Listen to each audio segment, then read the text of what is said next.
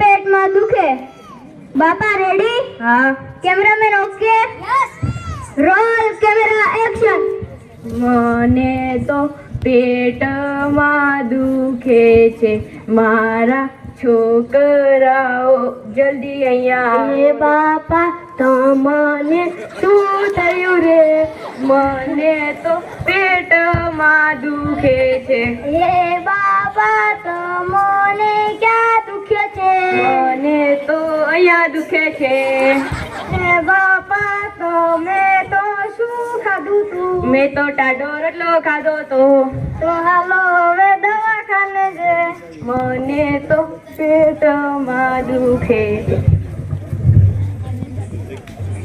એ બાપા તમને શું થયું રે મને તો પેટમાં દુખે છે તમે શું ખાધું તું મેં તો ટાઢો રોટલો ખાધો તો તમારે કોઈ ગુસાવી પડશે મને અહીંયા મટી ગયો અને અહીંયા દુખવા લાગ્યું સ્ટોપ સ્ટોપ સ્ટોપ આવી રીતે પિક્ચર હોય અડધી કલાકના પિક્ચરમાં 3 કલાક કરે પિક્ચરમાં થોડીક સ્પીડ પણ હોવી જોઈએ ચાલો ફરીથી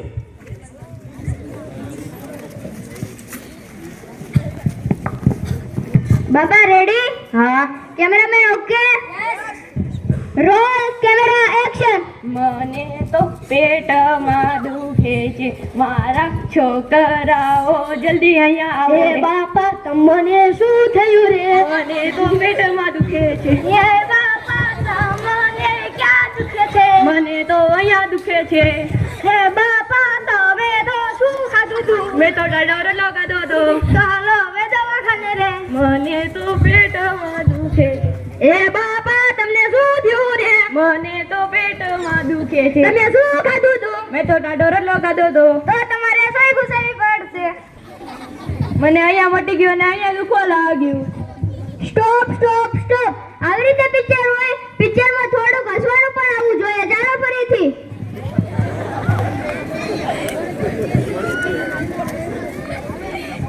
બાપા રેડી હા cameraman okay roll camera action હા હા હા મને પેટમાં દુખે હા હા હા મારા છોકરા જલ્દી આવો હા હા હા બાપા બોલશું તમને મને પેટમાં દુખે હા હા બાબા તને ક્યાં દીધું બાબા તને આવું કાઢું તું હા મેં તો ટાઢો રોટલો ખાધો તો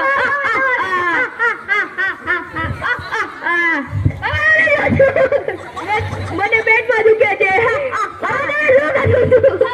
મેં તો ટાઢો રોટલો ખાધો તો તો તમને સોય ઘુસાવી પડશે મને અહીંયા મટી ગયો ને અહીંયા દુખવા લાગ્યું સ્ટોપ સ્ટોપ સ્ટોપ આવી રીતે પિક્ચરમાં નકરું હસવું ને હસવું પિક્ચરમાં થોડુંક રડવાનું પણ આવવું જોઈએ ચાલો ફરીથી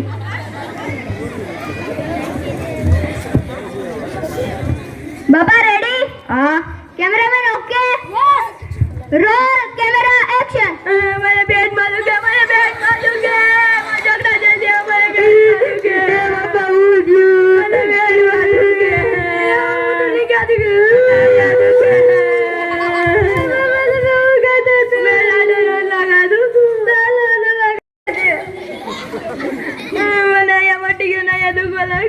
સ્ટોપ સ્ટોપ સ્ટોપ. આવી રીતે પિક્ચર હોય, પિક્ચરમાં થોડો ગુસ્સો પણ આવવો જોઈએ. ચાલો ફરીથી.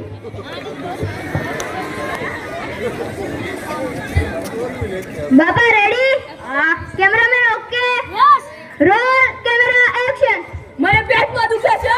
છોકરા જલ્દી આવો. સર મને પેટમાં દુખે છે. બાપા તમને ક્યાં દુખે છે? પેટમાં દુખે છે. બાપા તમે હું ખાધું તું? બેટા રોટલો ખાધો તો. બાપા મરી જાય.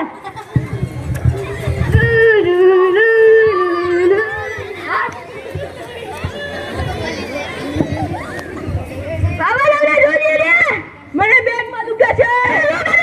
દાદો રોટલો ખાધો તો. તો તમારે સહી ગુસાઈ પડશે. ડોક્ટર મને અહીંયા ટીકે અહીંયા દુખવા લાગ્યો. ઓય ખોટે ખોટી રેડું નાખશું. મને પેટમાં દુખે છે. એ બાપા અમારા પિક્ચર નો ઉતાર. પિક્ચર ગયું તેલ લેવા.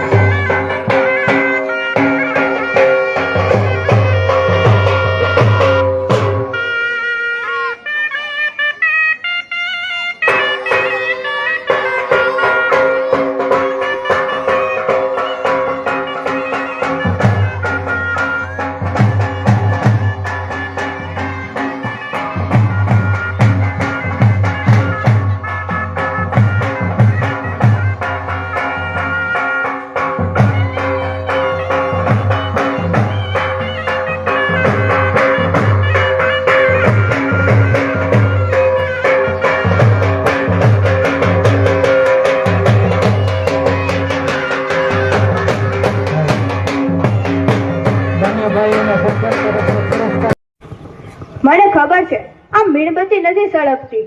આ પપ્પા જો તમે આ ધુમાડો એટલો બધો કર્યો કે આ ઘર આખું ધુમાડો થઈ ગયું.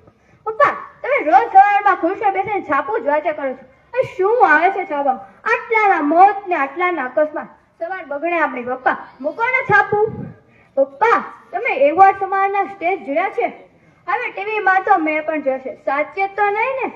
મારી ફ્રેન્ડ પેલી ધ્રુવી એ જોઈ આવી છે. એ કહેતી હતી ખૂબ જોરદાર હોય છે. 5 માળ, revolving shade, sliding shade, background change. Wow, I wish કે હવે ના બાપા આપણે હિરોઈન નથી બનવું. પણ યુ નો મારે તો આ કોણ બોલ્યું વચ્ચે? એ મમુડી તું વચ્ચે શું કામ બોલે છે? એટલે જ તો પપ્પાને કહેતી હોઉં છું. એમાં તારે શું? એ આપણ આપસ में समझ लेंगे है ना પપ્પા આ મમુડી હું કિચનમાં નથી જતી ને એટલે જલે છે, મને ખબર જ છે.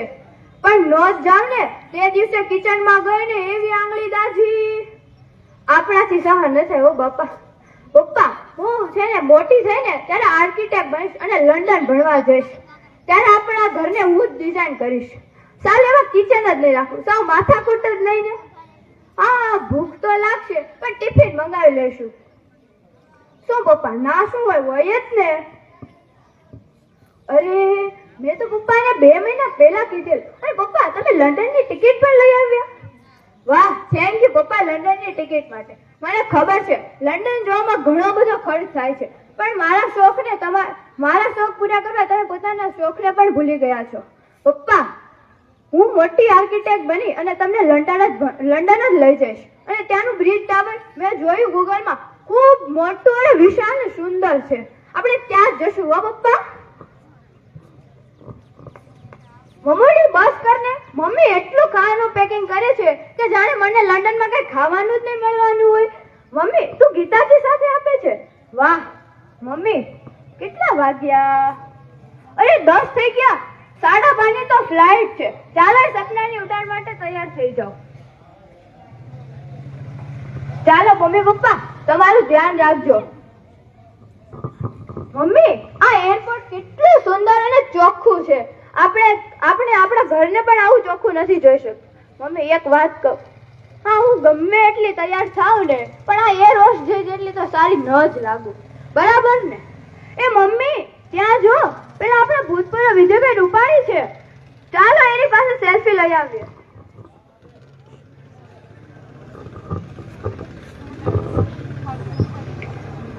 મમ્મી પપ્પા હવે હું જાઉં છું. પપ્પા મમ્મીને કહો ને રડવાનું બંધ કરે. હું લંડન જાઉં છું, પાછી તો આવવાની જ ને. ચાલો મમ્મી પપ્પા હું જાઉં છું. બાય. અરે ટ્રેનમાં બેઠા પછી યાદ આવ્યું કે કાલે ધ્રુવીનો મેસેજ આવ્યો હતો અને કહેતી હતી કે આપણે હવે ક્યારે મળીશું. જાણે મરી ન જવાના હોય. લંડન જઈને વિડીયો કોલ કરીશ અને લંડન બતાવીશ. હા એ જ બરોબર છે. આ ચીસો ક્યાંથી સંભળાઈ રહી છે? આ ધુમાડો ક્યાંથી આવ્યો આટલો બધો? આ ધુમાડો આ બધા ભાગી ક્યાંથી આવ્યા છે? પપ્પાને ફોન કરવા દે. પપ્પા અહીં આગ લાગી છે. પપ્પા તમે જલ્દી આવો. પપ્પા અહીંયા બારીમાંથી નથી જવાતું. પપ્પા તમે જલ્દી આવો. પપ્પા મમ્મી હું મરી જઈશ. પપ્પા તમે જલ્દી આવો. મરી જઈશ. પપ્પા મારે આર્કિટેક્ટ બનવું છે. પપ્પા મારે નથી બનવું. પપ્પા મમ્મી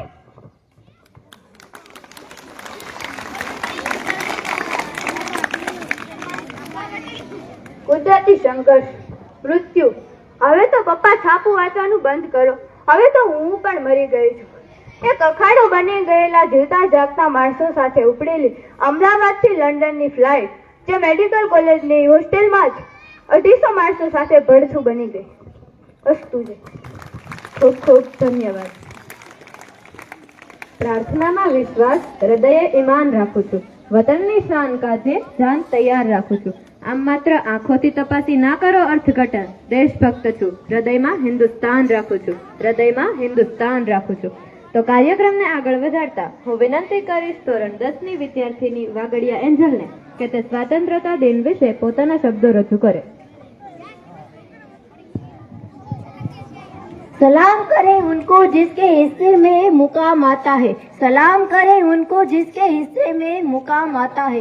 खुशनसीब होता है वो कौन जो देश के काम आता है, खुशनसीब होता है वो कौन जो देश के काम आता है। આજના આ સ્વતંત્રતા દિવસ પર ઉપસ્થિત સૌને મારા સાદર પ્રણામ તથા સ્વતંત્રતા દિવસની ખૂબ ખૂબ શુભેચ્છાઓ। આજના આ સ્વતંત્રતા દિવસ પર હું વાગડિયા એન્જલ તમને સ્વતંત્રતા પર્વ અને દેશભક્તિના બે બોલ કહેવા માંગુ છું। આશા છે તમને ગમશે। દેશભક્તિ એક એવી અનુભૂતિ છે જે આપને આપણા દેશ માટે પ્રેમ, ગૌરવ અને ત્યાગની ભાવનાથી ભરેલા રાખે છે। આ આપણા દેશના સંસ્કાર, સાંસ્કૃતિક પરંપરા અને મૂલ્યો માટેના આદર દર્શાવે છે। આપણો દેશ ભારત એ વૈવિધ્યસભર સાંસ્કૃતિક, ભૌગોલિક વૈવિધ્ય અને ઐતિહાસિક મહાનતાથી આગવું સ્થાન ધરાવે છે।